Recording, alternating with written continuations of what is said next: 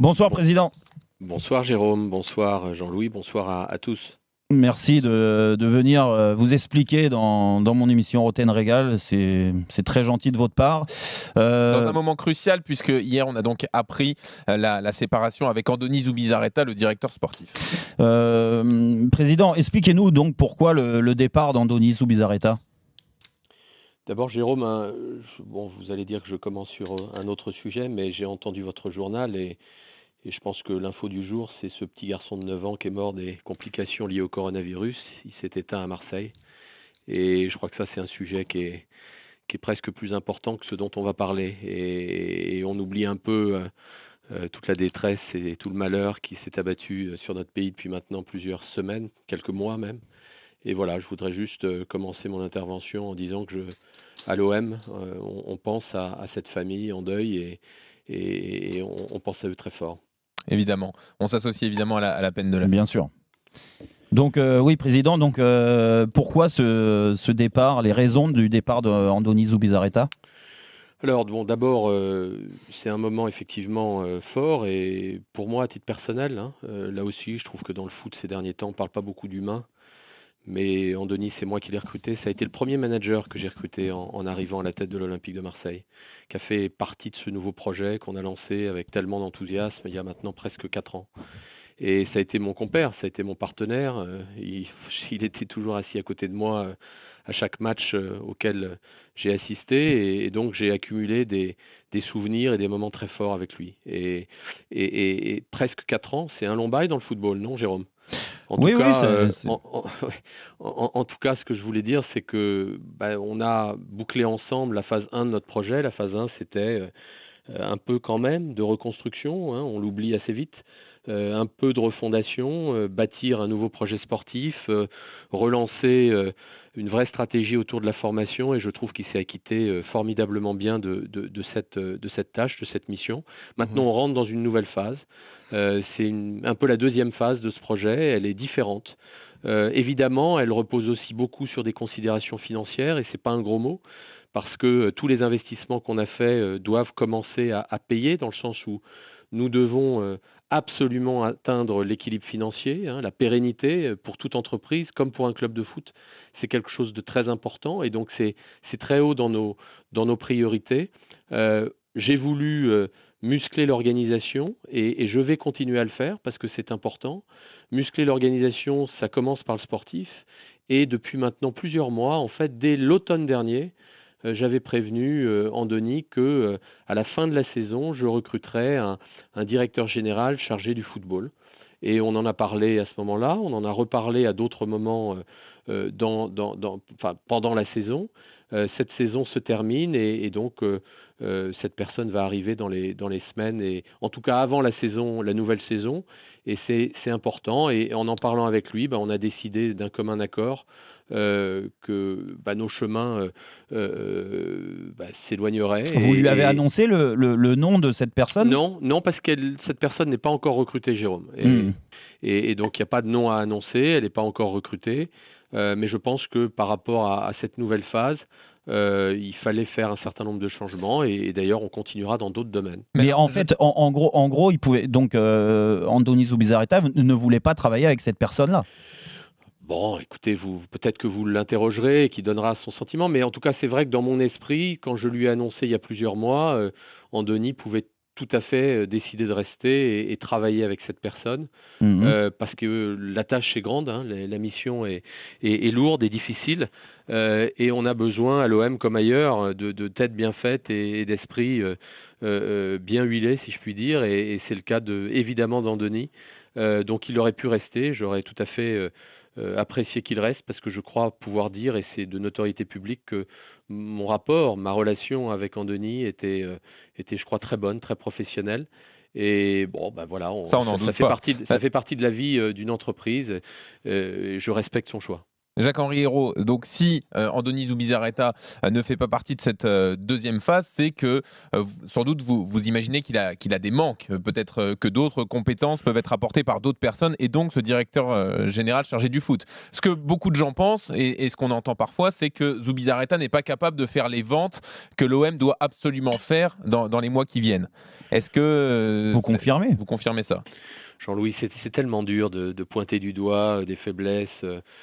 Certains, y compris sur des plateaux, parlent d'incompétence. C'est tellement difficile quand on connaît, et c'est votre cas, ce qu'est ce métier. Voilà, acheter, vendre, c'est extrêmement, extrêmement compliqué. Ça l'est d'ailleurs entre nous de plus en plus aujourd'hui avec cette crise qui soulève beaucoup d'interrogations sur la capacité des clubs demain à acheter et à vendre. Mais en tout cas, il y a une certitude, c'est que dans notre position aujourd'hui, contrairement d'ailleurs à ce que je peux lire ici ou là, tout le monde n'est pas à vendre. C'est pas le temps des soldes à l'Olympique de Marseille, hein. C'est juste qu'on a Vous avez besoin de précisément pendant vendre quand 4 même. ans, oui, mais Jean-Louis, on a précisément pendant 4 ans bâti quelque chose, je pense, de suffisamment solide pour aujourd'hui être en position de dégager des revenus du trading. Ce qui ne pouvait pas être le cas les premières années du projet, puisque je vous rappelle que quand on est arrivé, les 12 principaux joueurs de l'effectif de l'Olympique de Marseille venaient d'être cédés sur les 2 ou 3 mercatos précédents. Donc les ventes, quand on est arrivé, ça n'était pas une option. On a donc essayé de bâtir un effectif, recruter des jeunes joueurs, recruter des joueurs plus expérimentés. On s'est trompé parfois, on a eu des réussites aussi. Et aujourd'hui, simplement avec cette nouvelle phase, je pense qu'on est dans une position meilleure pour essayer de dégager des ressources, du trading. Et c'est important pour l'équilibre économique des clubs, et notamment en France. Et il faut aujourd'hui qu'on ait des résultats dans ce domaine. Donc moi, je raisonnerais comme ça plus que en pointant du doigt telle ou telle faiblesse Non, mais président, d'un de mes collaborateurs. Ok, mais on peut donc dire que le recrutement n'a pas été satisfaisant sur les premières années de la part de Zubizarreta, que cette année ça s'est stabilisé, mais que le fait d'avoir délégué le recrutement, en gros, les grosses décisions à Rudy Garcia, vous pouvez lui Non. reprocher aujourd'hui, non? Non, Jérôme, je dirais jamais ça. C'est parce que ça n'est pas conforme à la réalité. Oui, mais si vous prenez, j'ai- président, je vous coupe, désolé, Oui, mais si vous oui. prenez un manager donc sportif pour travailler avec le directeur sportif ou même être au-dessus d'Andoni Zubizarreta, Mhm. c'est bien parce qu'il n'a pas fait l'affaire sur son rôle de directeur sportif. Non, je dirais pas ça, Jérôme. Je dirais d'abord, si vous voulez parler un instant du passé, vous savez, c'est tellement facile de se concentrer sur ce qui est peut-être moins une réussite et d'oublier les vrais succès. Je me souviens la remarque, la réaction d'un certain nombre d'observateurs il y a quelques années quand Andoni est allé chercher en Allemagne un grand monsieur, qui s'appelait et qui s'appelle toujours d'ailleurs Luis Gustavo. Oh là Mm. là, on nous a dit, c'est qui ce joueur? Certes, il est brésilien, certes, il a participé à des épreuves prestigieuses, une Coupe du Monde, etc. Mais bon, bof. Et puis ce Luis Gustavo, c'est peut-être devenu un des joueurs les plus emblématiques, les plus marquants des 10 dernières années à l'Olympique de Marseille. Donc c'est tellement facile de pointer du doigt un recrutement qui n'a pas fonctionné quand on oublie ceux qui en revanche ont été des succès. Ben, il a eu beaucoup de succès. Et ça, je ne veux pas l'oublier. Simplement, comme je vous l'ai dit, on entre dans une deuxième phase et c'est vrai, il va falloir avoir des résultats en termes de trading, en termes de session et c'est normal et on en est à cette étape-là et on va tout faire pour mettre en place une structure, une organisation qui nous permettra d'optimiser la probabilité d'y arriver. D'accord. Alors, Mais juste donc pour rebondir là-dessus, donc bon, ok, on a compris le fait que c'est acté aujourd'hui le départ d'Andoni Zubizarreta avec un nouveau manager donc sportif qui va être nommé dans quelques temps. directeur général chargé du football. Exactement, Ouais. mais quand on voit aujourd'hui la relation, et elle a été confirmée par André Villas-Boas dernièrement, que le destin de Zubizarreta était quand même lié à celui de Villas-Boas, vous êtes inquiet aujourd'hui pour un éventuel départ D'autant que vous vous êtes vu de cette Villas-Boas? semaine. En plus, vous êtes vu cette semaine, oui. Oui, enfin, on s'est vu ça aussi. Oula, on dirait qu'il y a des rendez-vous, vous savez, entre un président et un coach. Il nous arrive de se parler au Heureusement. téléphone ou entre quatre murs d'un bureau. Oui, on s'est vu d'ailleurs plus. on a discuté de tout ça. Écoutez, moi, les choses sont extrêmement claires de mon point de vue. Vous avez peur qu'il parte? André Villas-Boas, c'est le coach de l'Olympique de Marseille et j'espère que ça le sera pour encore de nombreuses années. Mais Voilà. vous prenez un risque quand même d'avoir acté ce départ de Zubizarreta. Oui, il vous a confirmé qu'il sera l'entraîneur la saison prochaine de l'OM. Mais Jérôme, je veux bien qu'on parle de risques pris, mais je pense que quand on gère un club de football et quand on pense qu'il est important, stratégique, de renforcer son organisation dans un certain nombre de secteurs, et c'est le cas pour d'autres entreprises, ces choix sont légitimes. Oui. Encore plus quand on est le président de ce club ou cette organisation. Donc, je respecte tout à fait le duo et la relation et le lien même qu'ils ont développé d'ailleurs pendant cette année. Mais je crois que, comme je vous le disais, ce changement d'organisation, il aurait pu vivre avec Andoni. Ce ne sera pas le cas.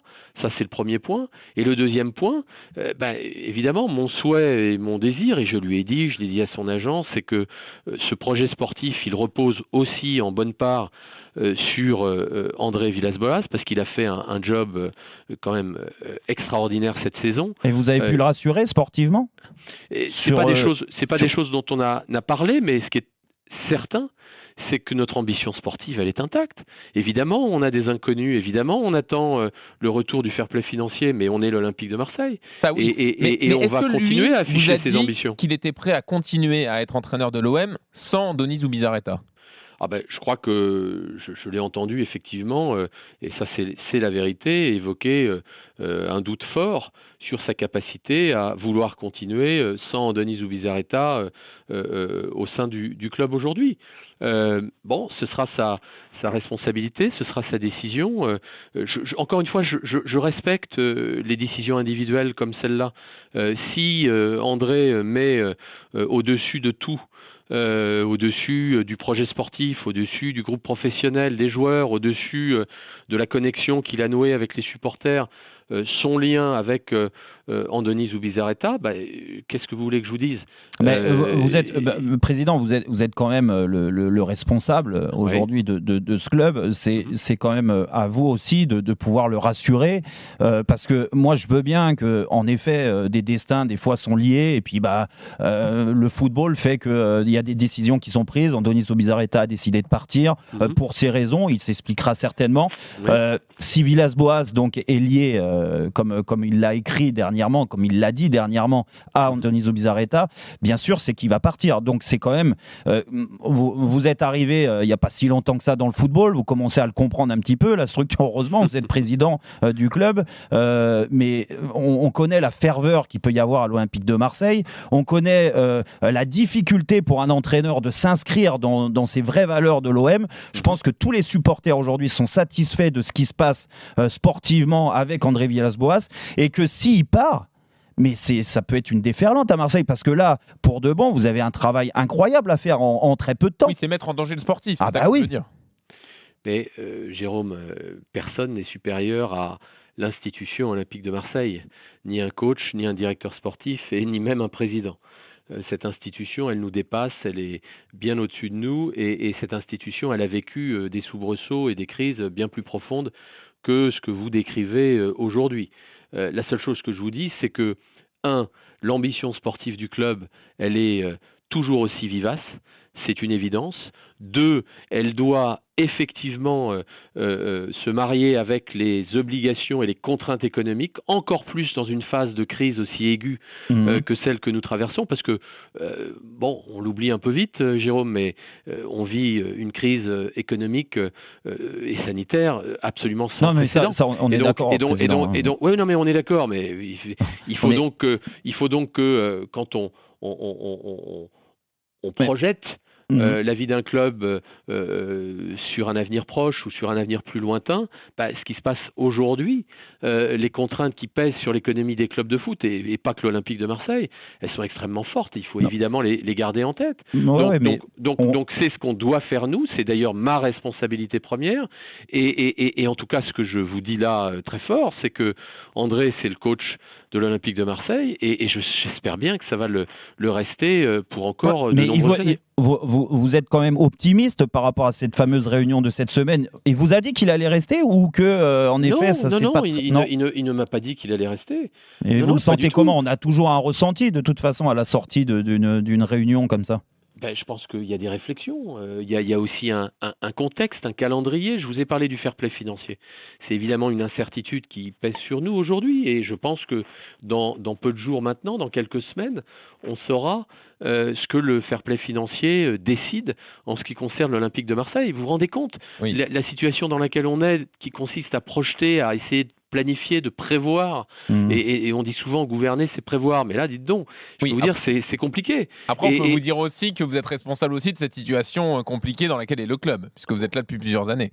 Mais bon, moi il y a un truc qui me chiffonne. Attendez Jean-Louis, c'est quoi la situation compliquée dans laquelle est le club? Financièrement. On vient de se qualifier en Ligue des Champions, financièrement. Ça en revanche, je suis absolument pas responsable de ça, ça c'est sûr. Non, on vous dédouane pas de ça. Moi je parle des difficultés financières, du fair play financier, de l'obligation de vendre. Jean-Louis, c'est une boutade. Oui. C'est une boutade pour juste préciser que de toute façon, et ça vous savez, c'est quelque chose que j'ai intégré il y a 4 ans quand je suis arrivé, quelle que soit la belle nouvelle et la réussite, voire même l'exploit que l'Olympique de Marseille sera amené à réaliser, ce ne sera absolument pas ma responsabilité. En revanche, quelque crise que ce soit ou quelques problèmes que ce soit, c'est évidemment la responsabilité du président. Et je l'accepte complètement, et ça fait partie du job, et franchement, ça ne me pose absolument aucun problème. Alors, Jacques Henriero, moi il y a un truc qui me chiffonne là, en vous écoutant depuis tout à l'heure, c'est que j'ai compris que le club entrait dans une deuxième phase, où le trading et la vente de joueurs allaient être très importantes,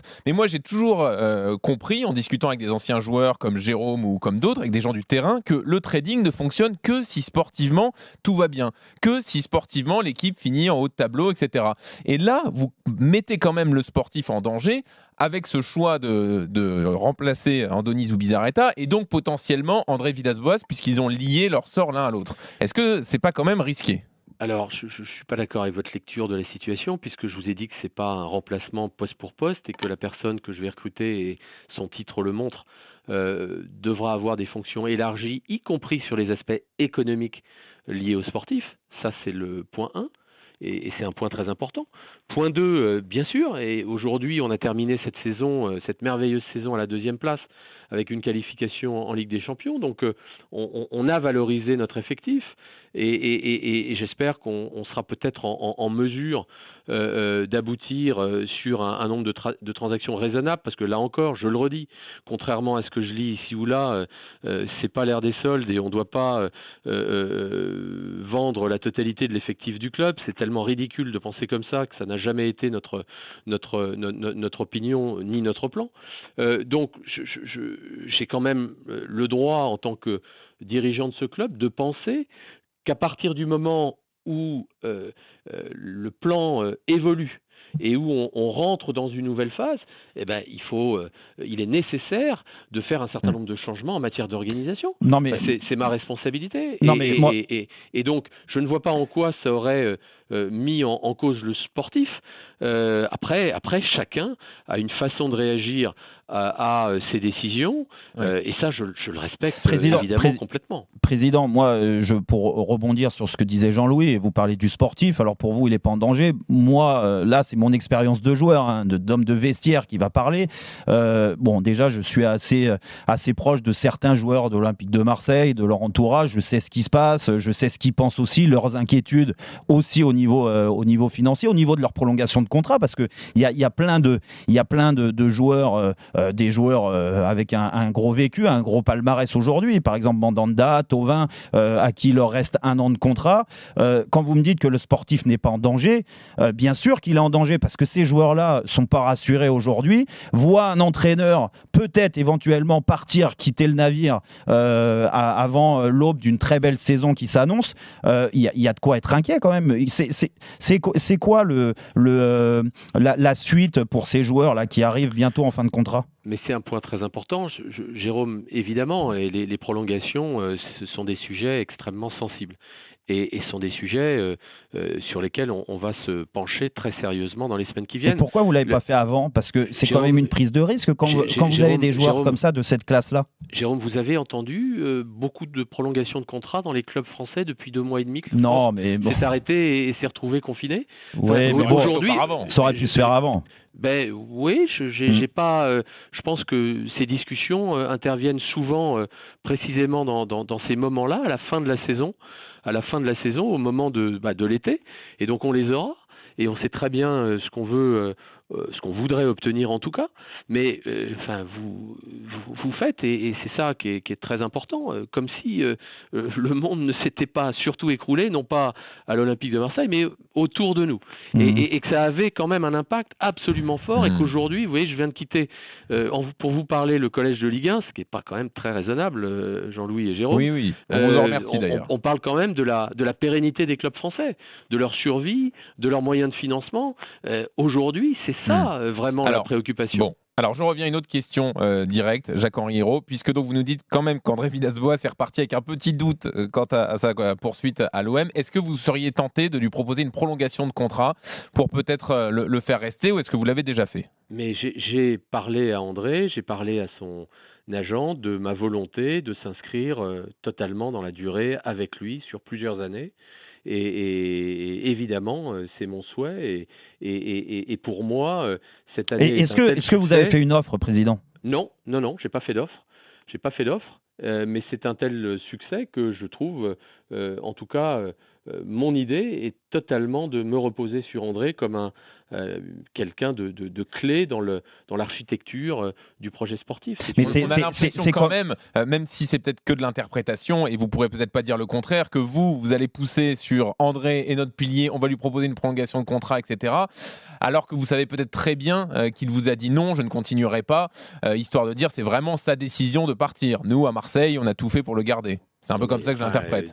En tout cas, moi, j'ai un coach, il a une année de contrat, il vient de sortir d'une saison de très très grande qualité. Est-ce que vous m'avez entendu émettre des doutes ou Bien sûr que non, mais à partir du moment où on sait que lui veut partir, bon. Ah ben oui, mais si lui veut partir, non mais président, on peut vous reprocher, du moins. Moi je parle pas par rapport aux autres. Moi je parle pour moi. Je peux vous reprocher le fait que au bout d'un moment vous pouvez être plus clair. Vous êtes président, vous êtes le patron aujourd'hui. Villas-Boas, il veut partir pour X raisons. Villas-Boas, je veux qu'il reste pour X raisons. Je vois pas pourquoi on attend. Il y a un mystère là-dedans parce que vous nous dites que vous l'avez vu cette semaine. Apparemment, sur les Échos, ça s'est pas très bien passé, et vous nous dites que vous voulez quand même le prolonger, mais vous lui avez rien proposé. C'est quand même curieux, non? Je sais pas. Si vous trouvez que c'est curieux, il était reparti au Portugal. Moi, je pense que ce sont des genres de discussions qu'on doit avoir en tête-à-tête, face à face, et surtout, Jérôme, une fois qu'un certain nombre d'incertitudes sont levées, je vous rappelle que, et vous êtes les premiers à en parler parfois dès lors qu'il s'agit de l'Olympique de Marseille, je vous rappelle qu'on est dans une procédure avec le fair play financier de l'UEFA, qui est une procédure longue, importante, qui peut, et on n'a aucune information aujourd'hui, aboutir sur un certain nombre de sanctions. J'espère que ce ne sera pas le cas, mais c'est quand même quelque chose qui fait partie des possibilités. Donc on a au-dessus de notre tête un certain nombre de contraintes qui sont des contraintes fortes, et tant que ces contraintes ne sont pas levées, vous avouerez qu'il est toujours difficile de prendre des positions assez tôt sans avoir plus de visibilité sur ce qui va se passer. Et quand en plus là-dessus arrive la crise du coronavirus, vous avouerez que ça n'améliore pas la prise de décision. Mais sur ce sujet, je veux être très très clair, sur ce sujet, encore une fois, c'est ce que je lui ai dit. André, c'est le coach de l'Olympique de Marseille, il a formidablement réussi cette première saison, et pour moi, ça doit être le coach de l'OM pour encore un bon moment. Dernière question, avant de vous libérer, Jacques-Henri Hérault. Je sais que vous avez un compte Twitter, je ne sais pas si vous suivez souvent, mais en ce moment, il y a une déferlante sur Twitter sur les rumeurs de vente de l'OM aux milliardaires saoudiens. Que pouvez-vous dire là-dessus? Est-ce que vous démentez totalement ces rumeurs? Écoutez, je sais pas. Jean-Louis, je sais pas combien de fois je l'ai démenti, je sais pas, je crois que même Franck l'a démenti, mais ça c'est C'est le l'OM. prince Altaniolas, il s'appelle. Ouais, je sais pas, mais bon, c'est l'OM. Entre ceux qui en rêvent la nuit, qu'on ne soit plus dans le paysage, et ceux qui peut-être ont d'autres intérêts pour véhiculer ce type de rumeurs dans des moments un peu plus difficiles, que voulez-vous que je vous dise? Je crois d'ailleurs qu'il y a un journaliste qui a une réputation tout à fait plus qu'honorable d'ailleurs, qui est un journaliste d'investigation, qui vient de déconstruire totalement cette rumeur en disant que c'était n'importe quoi. Bon, je vais pas, enfin je le dis avec grand plaisir à votre antenne ce soir, c'est n'importe quoi, ce sont des fake news, mais si vous voulez continuer à meubler, enfin pas vous, hein, mais certains de vos confrères sur ce sujet-là pendant encore quelques jours et quelques semaines, que voulez-vous que j'y fasse? Le club n'est pas à vendre là. Le club n'est pas à vendre. Ok. Président, j'ai une dernière question, moi. Oui, Jérôme. Est-ce que vous cherchez un ailier gauche? Non. Est-ce que vous allez vendre vos meilleurs éléments aujourd'hui s'il y a des offres type, bon, il n'y a pas énormément de joueurs à grosse valeur marchande, mais un joueur comme Camara, s'il y a une grosse offre, est-ce que vous le vendez ou pas? Non, je ne vais pas faire de commentaires individuels sur les membres de l'effectif. Et encore une fois, de toute façon, une opération comme celle-là, il faut 3 personnes autour de la table. Il faut le club acquéreur, il faut le club vendeur et il faut le joueur. Donc tant qu'il n'y a pas un alignement entre ces 3 acteurs, c'est pas possible. Donc moi, ce que je veux, c'est qu'il y ait cet alignement, qu'on travaille en bonne intelligence et que ça offre des perspectives supérieures. Et c'est pas si facile que ça, parce que l'OM en Ligue des Champions, je crois que beaucoup de joueurs qui portent notre maillot sont très fiers d'avoir réussi ça et en tout cas ont envie de la jouer, la Ligue des Champions. Ils ont surtout, et ça je vous le bon, après vous le savez certainement parce que vous les côtoyez au quotidien, bon peut-être pas en ce moment, mais oui, eux ont envie de la jouer, mais ont envie d'avoir aussi une équipe très compétitive et pour essayer de les rassurer. Est-ce que vous pouvez les rassurer aujourd'hui, même les supporters de l'OM, parce qu'il y en a beaucoup, un message pour eux pour dire l'Olympique de Marseille l'année prochaine, sportivement, on améliorera l'effectif. On est l'Olympique de Marseille. On a dit en arrivant qu'on allait recruter pour améliorer l'effectif. On l'a fait. On a atteint la stabilité en termes de classement sur 4 ans et de façon, je crois, assez claire. On a fait une finale d'Europa League, on a fait deuxième et une qualification en Champions League. Donc, je crois qu'on a montré. Et vous avez mis l'argent, et ça, on peut vous saluer. Ça, là-dessus, il n'y a pas de problème. Merci, Jérôme, parce que parfois, je l'entends pas beaucoup, ça. Non, mais c'est vrai. Et on a effectivement investi de façon massive. Même si Rudy Garcia fait n'importe quoi, vous avez quand même mis l'argent. Et je pense que tout l'enjeu pour nous, ça va être et c'est difficile, hein, je dis pas que ça va être une partie de plaisir et que ça va être facile, mais tout l'enjeu pour nous, ça va être de continuer à maintenir une ambition sportive qui est la nôtre, c'est-à-dire une ambition sportive très élevée parce qu'on est l'OM et qu'on veut faire mieux qu'une belle figure dans les compétitions domestiques comme dans les compétitions européennes, mais aussi arriver à la pérennité économique sans laquelle il n'y aura pas de futur à long terme et c'est notre responsabilité d'y arriver aussi. L'OM jouera la Ligue des Champions à 100%. Il ne peut pas y avoir une sanction du fair play financier qui tombe d'ici là? Alors moi je veux pas